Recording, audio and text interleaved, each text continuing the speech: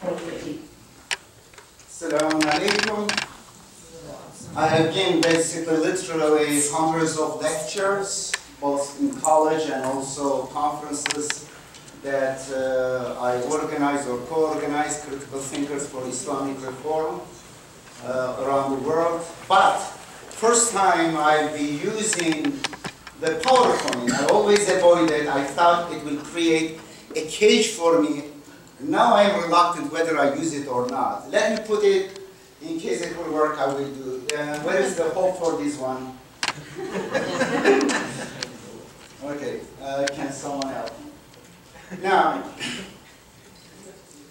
we have board here, we have old-fashioned chalk, fantastic. And if it doesn't work, then...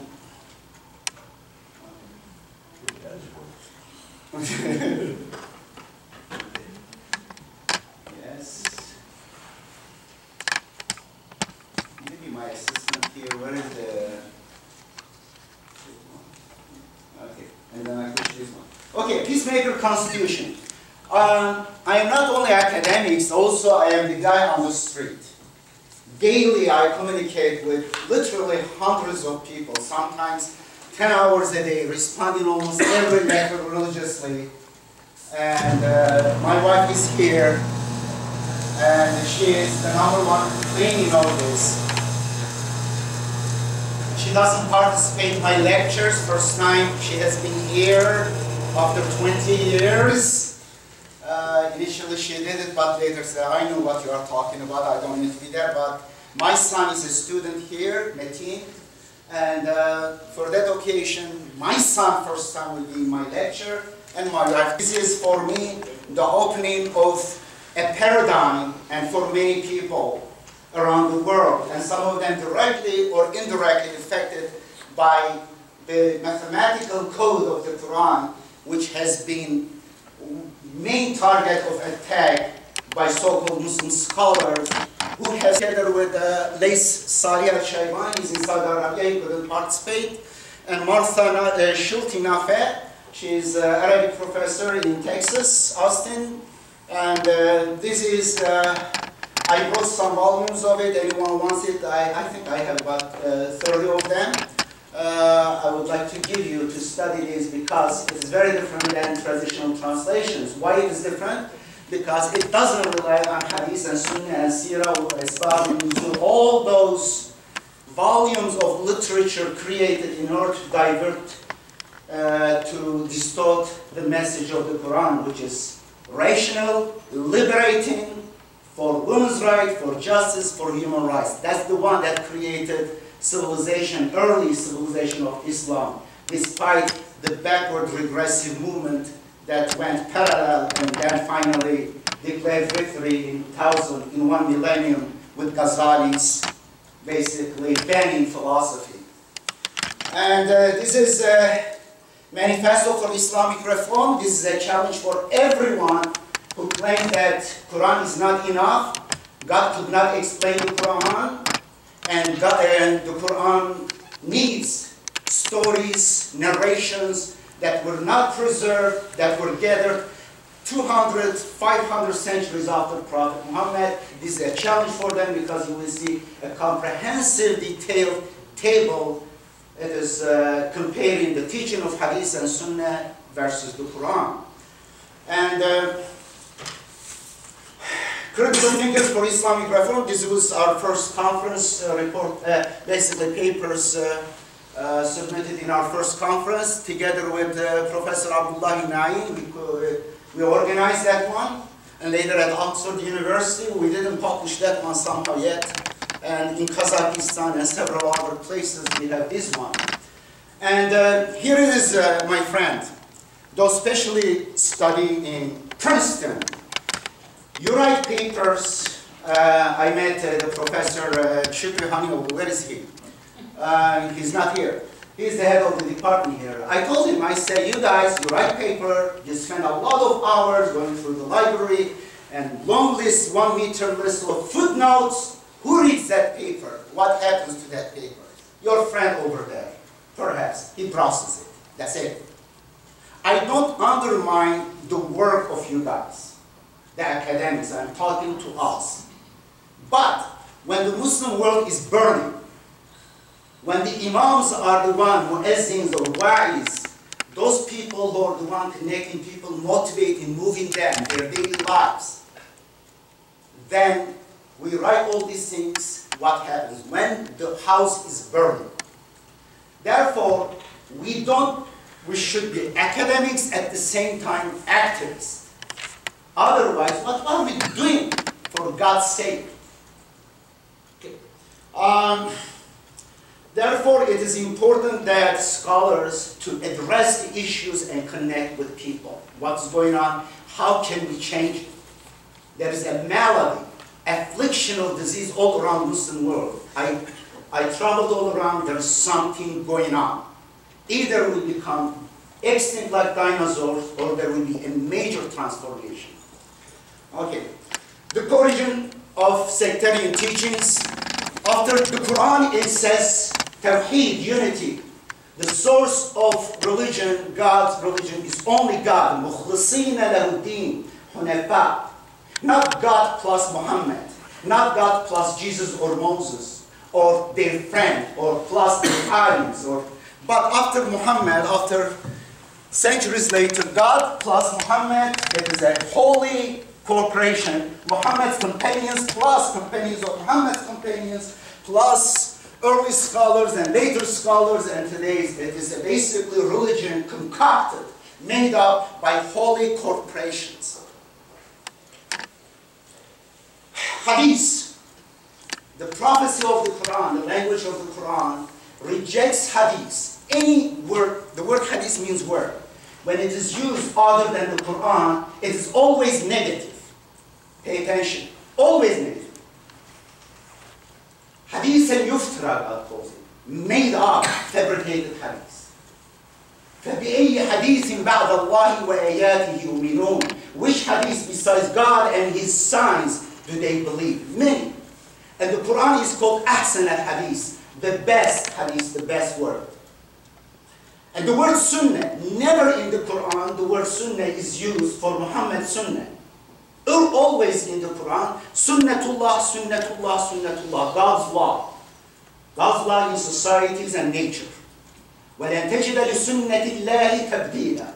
You will not find in God's law any change. But somehow, despite the Quran, they use the word Sunnah for the laws fabricated in the name of Muhammad. And the same with the Ijma. This is a prophecy of the Quran. Whenever used for other than God, it is negative. فَجَمَعُوا أَمْرَهُمْ. Very interesting.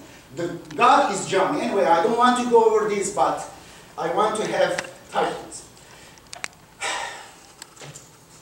Okay. Here it is. How is Hadith narrated? 230 years after Prophet Muhammad, Bukhari goes, meets people. According to his own claim in the beginning of his book, he says he gathered 600,000 hadiths, but he eliminated more than 98% of it. He ended up with 7,000 hadiths.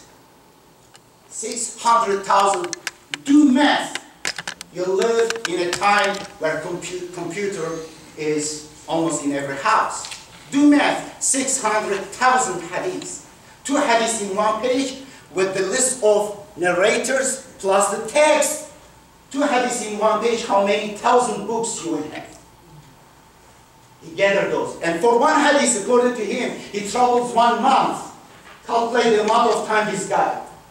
He needs several hundred centuries, several hundred years to live in order just to gather those hadiths. Okay, why hadiths were fabricated? Hadiths were fabricated to support the teaching of a particular sect against another. Like many hadiths about abortion. The Quran, God's mufassal, detailed book, says here is abortion. No, God forgot. وَمَا كَانَ رَبُّكَ نَسِيًّا. Your Lord is not forgetful. No, they said. God forgot.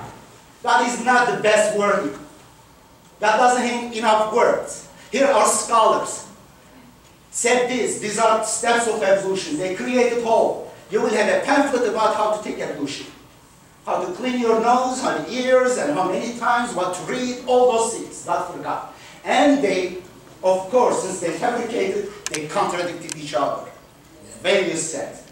Even what nullifies the evolution, even that one day. Anyway, to flatter or justify the authority and practice a particular of a particular king against dissident, such as about Mahdi and Dajjal. Hundreds of hadiths about Mahdi and Dajjal, Christ, Messiah of Muslims, and Antichrist. Interestingly, when you look critically, you will 5 minutes? Goodness sake, and well, I have to pass this one. You will find out one Mahdi comes in Sham, the other is in where? In Baghdad, in Kufa. Well, it depends on the time of fabrication of the hadith. If the king, the Umayyad king, Mahdi comes in Sham from Damascus, otherwise comes from Kufa and Basra. Anyway, to promote interests of particular tribe, like the language of people in heaven will be Arabic, or to put down women and or to justify sexual abuse or marrying little girls. Well, the age of Aisha was a good thing to make her much younger than she was. Or to justify violence, like Bani Qurayza, they were killed, massacred, men and women, boys and girls, 400 of them. This big lie. The Quran never mentions such a thing. The Quran mentions all the events at that time, but doesn't have any reference to justification of them. And when we look at the stories, we find out these stories existed even before Islam. It's exactly a similar story. They copied. Who did that? It is another long argument. More rituals to validate superstitions like black stone. Today's, if you are an objective person, these Muslims worship 2 black stones. One is big, huge cube, the other is there, it is, but it is entirely the meaning of Hajj, which means debate, a conference, absolutely transformed to something silly ritual, rotating around a big rock wall. This was not like that, covered with silk, and the other one, and they fabricate stories about. To prohibit certain things and actions, like drawing and music. They kill even people who play music. And like jizya, to create another source of money, income. The word jizya is distorted. Anyway, this is long. I want to pass this one. Even to advertise product like ajwa. A guy find out hadith. If you fabricate hadith, it is forever people will follow as a religion. While ajwa forma is cure for these diseases. And great advertisement. Now, federal secular constitution, Quranic foundation. The Islam was not, as some Christians claim, and some ignorant so-called Muslims follow that claim. It is not, how do we say, when it was accepted around the world by sword. It was by mind and heart of the people. In the old time, there was no big difference in the technology of weapons. Muslims did not have much longer swords or the number of people. Their camels were not better than the others' camels and horses. It was not. It was the message of Islam. It was accepted by people, and they were able to go in a very short time to Malaysia and Philippines. It is one of the biggest lies that Islam was spread by sword. And here it is, a 5 principles of Islam based on the Quran, not those lies. You can find the most emphasis on this one. This should be the 5 pillars of Islam if you want to make it 5 or make it 10. Is use your mind. أَفَلَا تَفَكَّرُونَ أَفَلَا تَعْقِلُونَ إِنَّ اللَّهُ يَجْعَلُهُ الرِّجْسَ عَلَى الَّذِينَ لَا يَعْقِلُونَ. God afflict those people who do not reason with problems. Seek freedom. La ilaha illallah is the ultimate formula for freedom. There is no God, no authority, only God. No pope, no mullah, no this alim, that alim. You are a free man equal to me, equal to prophet. Between you and God, there is no intercessor. This is ultimate freedom. And God's attributes, one of the most repeated attributes is al-haq, the truth. Care about others and stand for justice. That is very important in the Quran. Emphasize. Be a peacemaker. Islam means to make peace with yourself, with your creator, with people. But even the meaning of that changed. Be appreciative. I have verses here. I don't know whether I think for yourself. And I want you to just browse them, question and think for yourself. I just emphasize some verses of the Quran that the basis for this constitution. Be free, seek and serve the truth. Do not accept each other as Lord beside him. Give me 2 more minutes, please.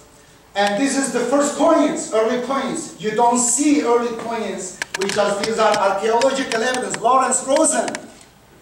Pay attention to this one. This is archaeological evidence. Okay. Why this is... I don't see here. Okay, here.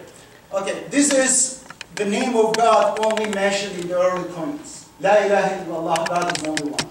There is no Muhammad's name. This is about 710. But later you see Muhammad's name in the margin. This is La ilaha illallah wahdahu la sharika lah. And then later the name of Muhammad in the back of the coin, one side Allah, the other. And then the fourth generation next to each other. Gradual time to make unity, one God, two, and then, of course, other mullahs and scholars added to that one. Okay, I want to stop there because I didn't time it well, of course. Hopefully, during the question session, I will be talking about some part of the Constitution. Thank you. Thank you. And Thank the you. screen is not visible here. We will now go to Joshua Rosen, and after that, our discussant will make his comments on the papers, and then we will do the question and answer. So with that, I'll turn it over to Joshua.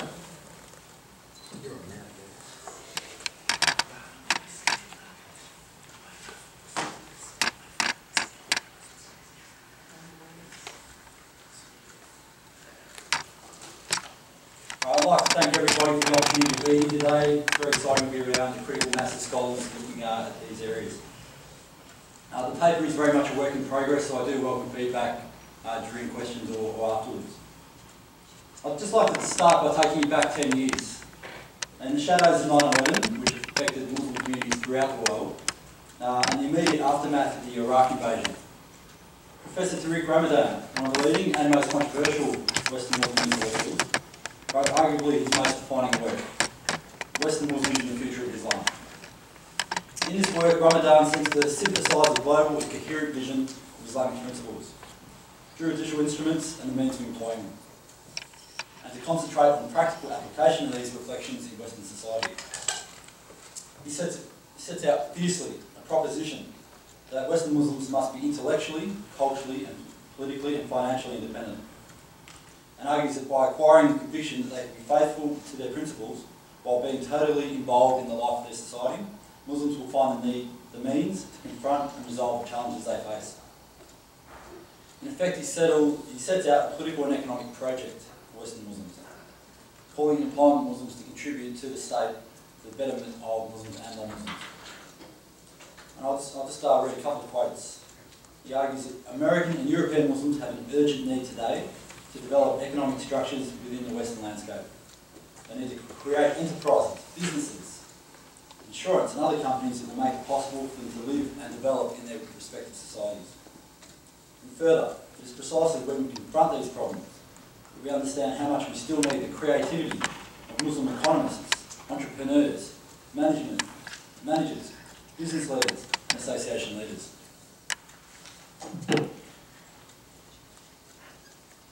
That serves as a useful introduction to the study of Sharia and citizenship in practice in any Western context. So this talk is about Sharia and citizenship in practice in the cities of Sydney and New York. Its primary aim is to explore the dimensions of the interaction of Sharia as practiced previously with the secular, legal and primarily for this talk, economic systems in these two cities.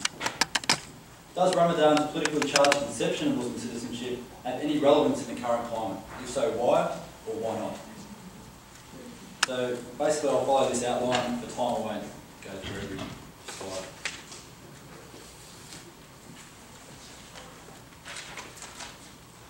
There are very few in-depth ethnographic studies of Sharia in Western contexts. Some notable recent works, such as Julie McFarlane's recent book, are good examples of what is possible.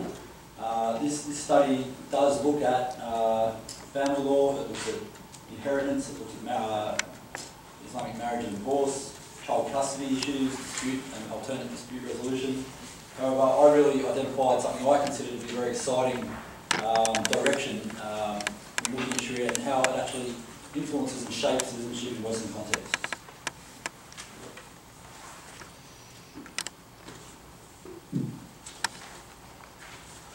I'll just start by going a little bit about political discourse and Sharia in Australia and the United States. I find when I come to the United States that there's not a lot of knowledge about the impact. I'll give you a quick backdrop. Australia has 500,000 Muslims compared to the 6 to 8 million in the US. It's still a significant community and culturally speaking, incredibly diverse. So when I talk to this, I talk to the fact that Islam is a quite prominent political issue and so on. So the debate about Sharia and legal pluralism in Australia and the United States is a relatively recent phenomenon. It's clear that Western secular nations are facing a variety of challenges in coming to terms with the presence of large and growing Muslim populations seeking to live with reference to the principles of their faith. It's in this context both Australia and the United States have seen the emergence of anti-Muslim activists that have sought to influence political discourse, and I would argue have really shifted the debate onto extreme ground.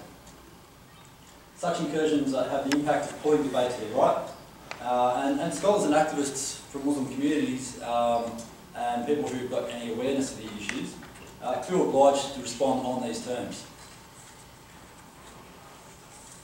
Unfortunately, backed by academic problematisation of Muslims and works on the Muslim question and so on, it has contributed to a delimiting downward spiral of intellectual engagement with the positive possibilities of critical introspection and engagement with Islam.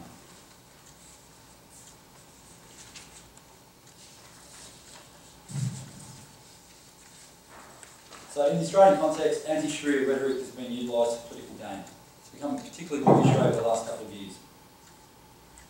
Legal pluralism in particular has been resoundingly rejected by politicians and former members of the judiciary. It's clear that the level of national political discourse that governments from both sides of politics have sought to use the concept of Australian values as a blunt instrument to reject Sharia and legal pluralism and to gain political capital.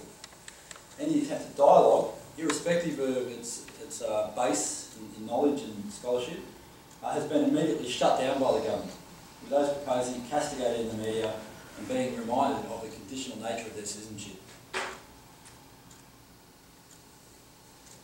I'm going to assume for the purpose of this talk that you're all familiar with the US context of Sharia, so I won't go into too much detail.